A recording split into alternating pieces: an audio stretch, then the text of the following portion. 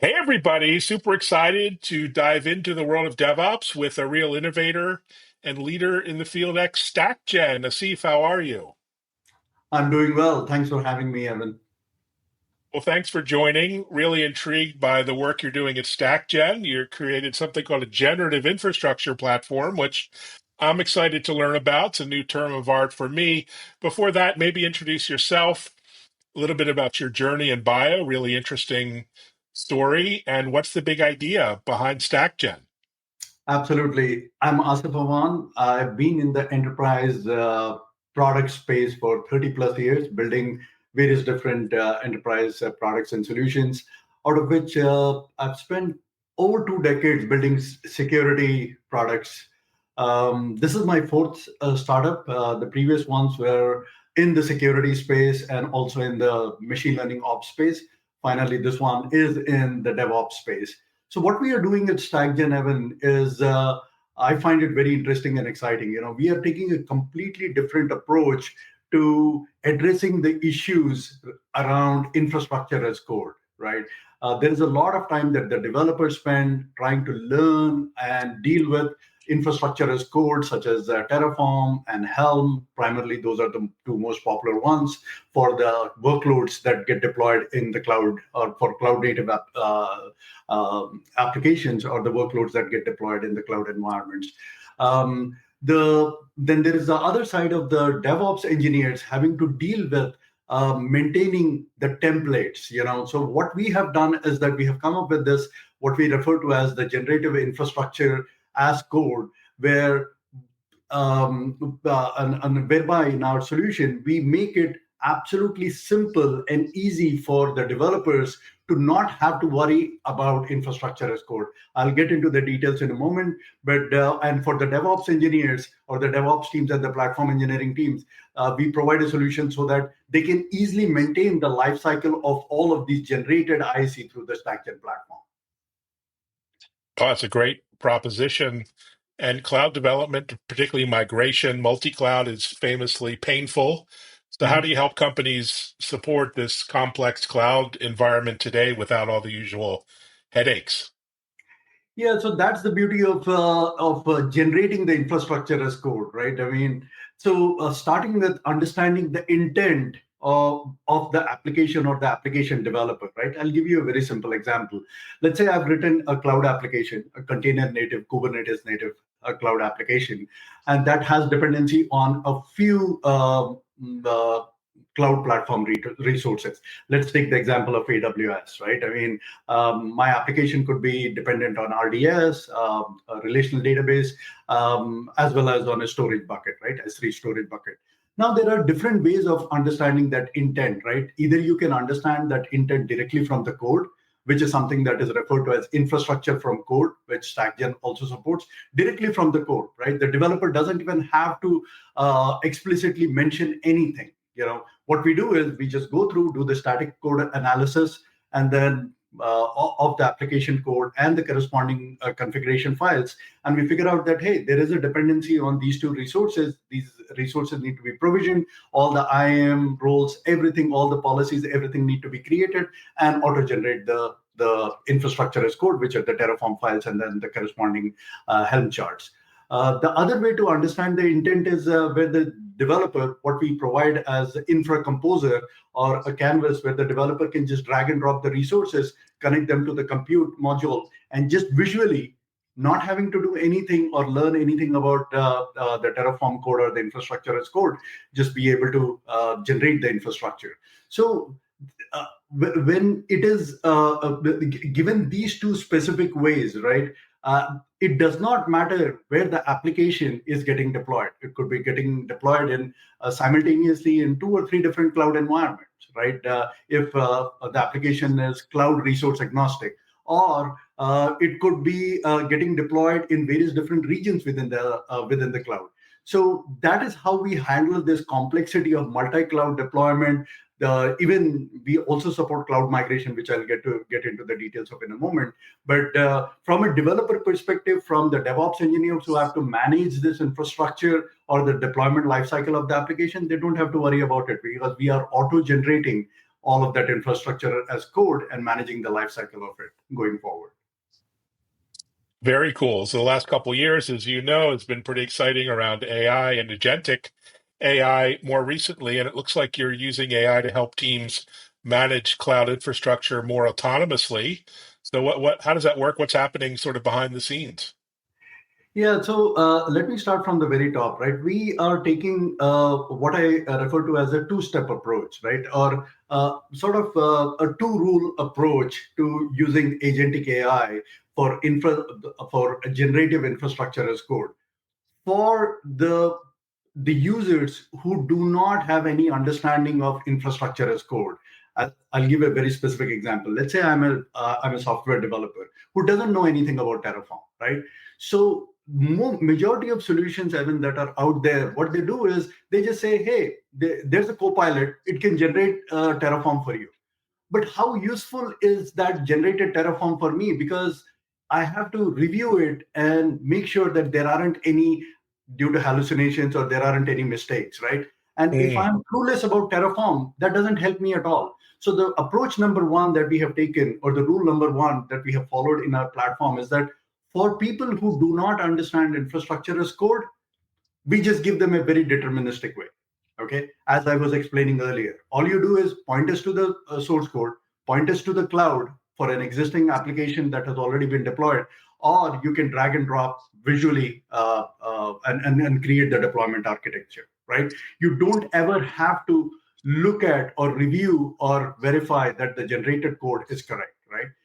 For the experts, this answers your question more directly. For the experts, such as DevOps engineers who are used to writing, crafting, and maintaining Terraform templates and so on, what we do is we give them a generative AI based approach where they can create complex Terraform modules, right? I mean, we recently launched something called a Terraform module editor, using which the expert DevOps engineers can just go ahead, create the Terraform code, but just through prompts, right? Just quickly review it and then basically publish them as custom modules that are available to developers, either through policies that are enforced, governance policies that are enforced, or they're available through the canvas for them to drag and drop. So that's the kind of approach that we are taking, a dual prong approach where different than the traditional Copilot, where the users are left to their means, right, or their expertise. But the key thing to remember is that developers they just do not want to deal with this entire problem of having to work with and having to learn and keep up with various different Terraform versions, how the different resource configurations work, and so on and so forth. So we have made it very simple for the developer, while at the same time we empower the DevOps team to continue to create and manage sophisticated Terraform modules and templates and so on. That's fantastic. And you do talk a lot about improving developer experience across the board. So what's your philosophy about making life easier for developers, and what's their feedback been using the platform? The feedback has been fantastic. Again, just to double click on that, right? The approach that we have taken in building the platform, again, a dual pronged approach there as well. The first thing is meet the developers where they are. Okay. That is number one. And the second thing is, and I'll get into giving a little bit more details regarding what I mean by that. The second one is basically don't ask them to learn anything that they do not want to learn, and which is make the developers just do what they are good at doing, which is basically coding the application or the business logic, right? I mean, let them go back to writing or spending 100% of their effort, whether using Cursor or Copilot or any of these tools, for building the business logic or coding the business logic of that through their applications, right? Be it in Java, in Go, JavaScript, whatever language, right? So the way we, the way we do the first part is meeting the developers where they are is through integration with internal developer platform or portals such as Backstage. We recently launched an integration. We are in the process of actually launching that entire integrated solution. So if any large enterprise has rolled out internal developer portals, as a developer, within that enterprise, I would not even know the existence of a StackGen. StackGen would be enabling all of those capabilities that I've been talking about through through Backstage. Meaning, I just go to Backstage, I just pick up a template, I drag and drop whatever. I mean, not drag and drop, but I select the resources that I need for my application, and behind the scenes, StackGen will auto-generate the code and even deploy the auto-generated or the provisioned resources in the environments, and the developer can just start testing literally in a few minutes. Brilliant. And speaking of things developers don't want to worry about all the time, you have lots of security requirements, new compliance requirements are important to the business, but maybe not so much to the developers. How do you bake that into the infrastructure automatically? Yeah, so that's a very important point, right? I mean, so what we focus on, going back to the previous point or your previous question as well, is enable the developers and empower while empowering the DevOps teams, right? So what it means is, and how do we empower? There also we are focusing on the usability, because typically what happens without StackGen in the picture, Evan, that if there is a DevOps engineer, they have to not just, I mean, they're used to manually handcrafting or whatever, even these days using copilots or whatever, right? Generating the Terraform, I mean, creating the Terraform code and ensuring that their Terraform code that they have written, it complies with their enterprise's policies, whether they're compliance, security policies, governance, and so on and so forth, right?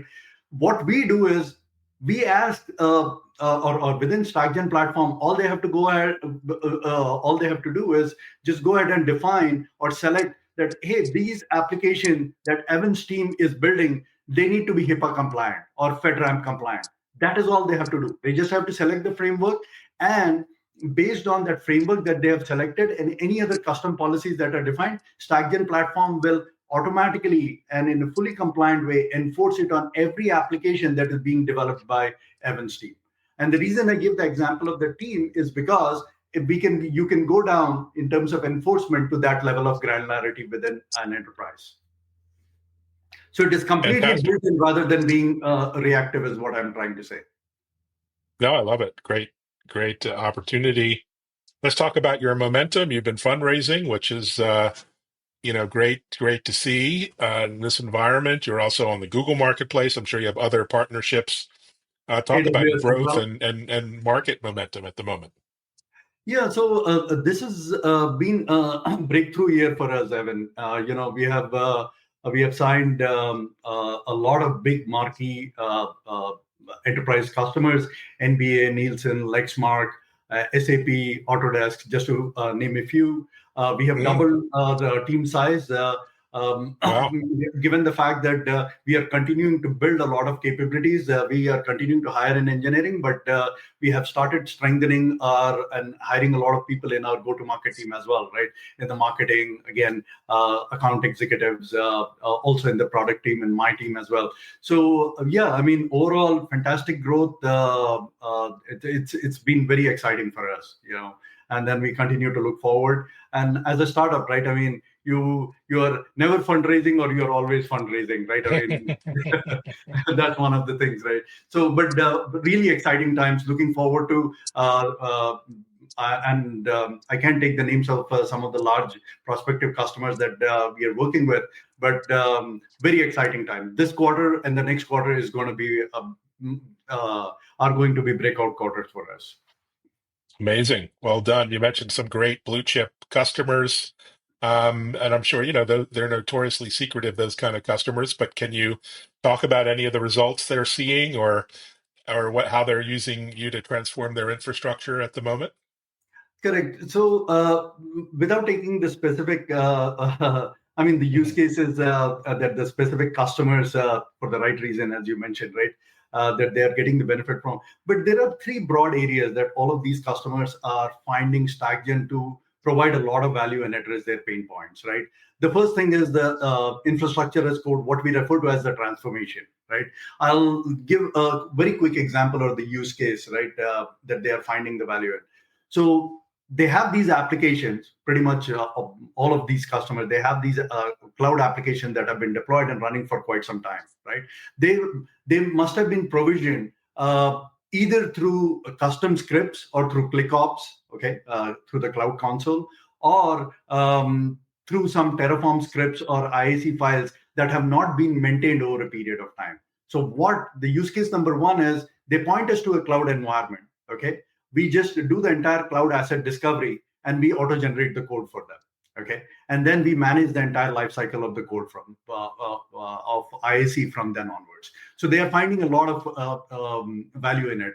The fact that we are showing them the discovery, or that giving that entire inventory of all the cloud resources with all their details, the information about their cross dependencies and so on, in and of itself is very useful. Add to that the fact that we are able to auto generate and let them carve out various different Terraform templates or code from that information, right? I mean, the cloud asset inventory information that we are providing, and do so completely automatically, as well as ensuring that, as we were talking about a minute ago, all the policies, governance policies that need to be built in is of a lot of use. And from then onwards, they never have to worry about managing the life cycle of their Terraform. That is use case number one, right? That very strong use case that majority of our customers are finding value in. The second one is what we refer to as the module lifecycle management, right? Which is bring in your existing Terraform templates, okay? Or you can create new ones, okay, using our generative AI assistant that we provide, like I said, for expert DevOps engineers. Or the third one is basically they may have something that is really old and they may want to edit it. So what we do is once they have been brought on to StackGen, then we completely manage the life cycle of those Terraform, custom Terraform modules, in terms of managing the versions, in terms of ensuring that, let's say, Evan's team is using the latest version of the module. Asif's team, because we are working on some of the critical stuff, they should not be using the latest version, but a version before that. So you can get down to that level of granularity in terms of enforcing the governance and compliance policy. The third thing is what the industry defines, Evan, as the IAC lifecycle management, right?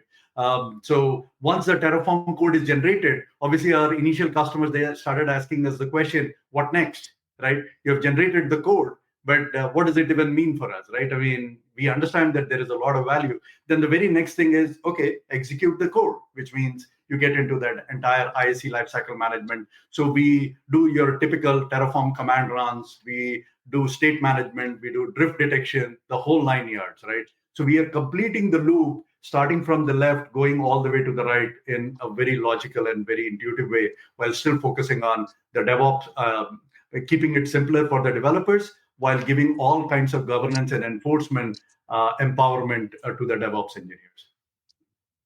Fantastic. Sounds amazing. So I almost reluctant to ask, you have so much going on, but what's next? What are you excited about over the next 12 months? And you must have quite a roadmap of capabilities you're looking at. Absolutely. So the vision right from day one, or in fact, even before we started the company, has always been the same, Evan, which is autonomous infrastructure, right? The North Star for us is that as a developer or anybody who is responsible for creating, like I said earlier, right, the business logic of an application, right? All they have to do is just do that and not ever have to worry about managing the infrastructure. Now, what does it mean? What we refer to as autonomous infrastructure, right? Or you can call it, I mean, to use the automobile term, right? I mean, fully self-driving, or FSD, right? So we are sort of getting there, right? I mean, and the ultimate end goal has always been a fully autonomous infrastructure. Now, what does that mean? It means that understanding the intent of the application and the users of the application. And when I say the users of the application, that is where you get into SLAs, SLOs, and so on, right? I mean, what is the objectives? What are the commitments that have been made from a business perspective? Understanding that intent. The second thing is self-provisioning infrastructure for that application, self-healing if there are issues, and there will be issues, and self-adjusting, right? And with a feedback loop, right? So that is the vision. So now that we have all of these building blocks, we are doubling down. In fact, now we have a dedicated team that is working on building that AI control plane and the agentic AI workflows based on all the various different ground level operators or the foundational operators that we have built, as I was just talking about. So Fantastic. Well, what a great education into the future of generative infrastructure, something I was very unfamiliar with. Congratulations on thank all you. the success, Asif, onwards and upwards. Thank you so much. I mean, And thanks everyone for listening, watching, and as always, sharing. Take care. thank you.